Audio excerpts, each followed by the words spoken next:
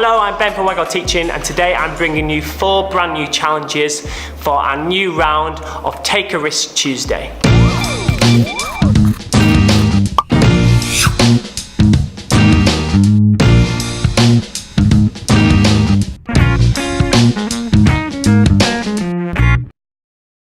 Take a Risk Tuesday is about spicing up your lessons. It's about pushing boundaries and making mistakes along the way. What I'm going to do is give you 4 challenges to do over the next month. Try the challenges out in your lessons and give it a go. What usually happens is things go wrong, things go right, but along the way you learn something new about your class and you might learn some new teaching strategies as well. The challenges are meant to be fun, engaging, exciting for your children, but also something a little bit different to get you re-engaged with your teaching. Professional development is always focused on getting things right or trying to make improvements, rather than sometimes just simply taking a bit of a risk and giving something a go. So try these challenges in your classroom over the next month.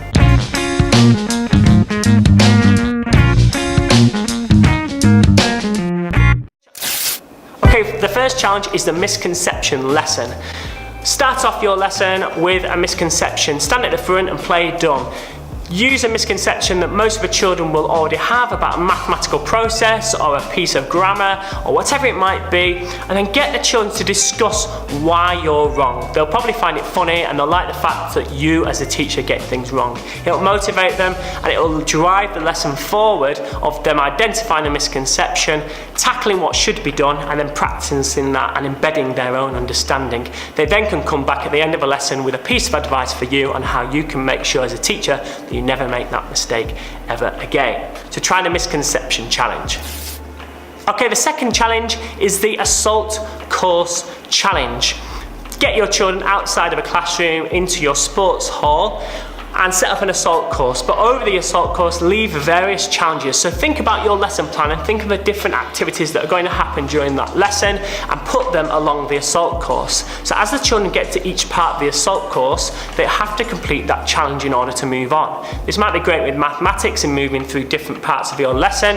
It might be great in a piece of writing that they start at the beginning and they write a subordinate clause sentence, they then move on to the next part of the assault course and they create a different sentence, so they're building up a paragraph along the way. This can be done in lots of different ways, but basically it's visualizing and turning your lesson into a physical activity at the same time. It's going to motivate the children, it's going to get them wanting to complete the assault course, and it's going to be really good fun. It's all a great way of children leading and moving through the lesson at their own pace. The children that need to slow down will move through the assault course slower, go from activity to activity, and the ones that can whiz away, who get it instantly, will whiz through the assault course and move on to the really difficult challenges at the end. So try the assault course challenge. Okay, challenge number 3 is the big question lesson. At the beginning of a lesson, start off with a big question. Something that's going to get them talking. Throughout that entire lesson then, delve into that question and get them thinking about how they can answer it in different ways. For example, you might say, what is the culture of Brazil? The children will go off then and pull off all kinds of information, and you may get them to answer the question via some form of presentation, a drama, whatever it might be. You could give the children a choice, but ultimately by the end of a lesson they've got to be able to answer that question in a really detailed way. It's going to get the children leading their learning, it's great for inquiry, and if you make the question a little bit silly, it's going to really motivate them too. Okay, challenge number 4 is the no hands or mouth lesson. Put the children into pairs, and one child cannot use their hands and the other child cannot use their mouth. One child's going to be the writer, the one that can't use their mouth, and the other child is not going to be the writer, they're going to be the speaker because they can't use their hands. Ultimately, what that means is they're going to have to work together. This is great for writing lessons. One child actually writes, the other child talks. It allows them to bounce ideas off, but it also makes the children talk to each other and clearly communicate their ideas. It's really good for pairing children up. If one child finds writing difficult, they can be the writer. The child that has all the ideas but struggles with the handwriting, for example, they can be the speaker. This way it's a little bit of fun. You can even maybe put something over their mouth or tie their hands but behind their backs to make it a little bit more dramatic as well. But it's going to be fun, but it also gets the children communicating, working in pairs and collaborating.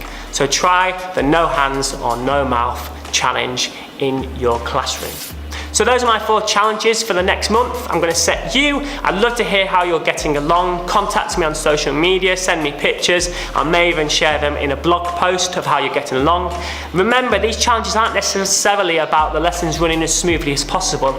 It's about developing strategies and trying things that are a bit different. You may take 2 or 3 things that work really well and integrate them back into your normal lessons. It's a great way of the children engaging in new activities too, and it'll hopefully give you something to look forward to every week over a month when you're going to just try something a little bit crazy and a little bit different.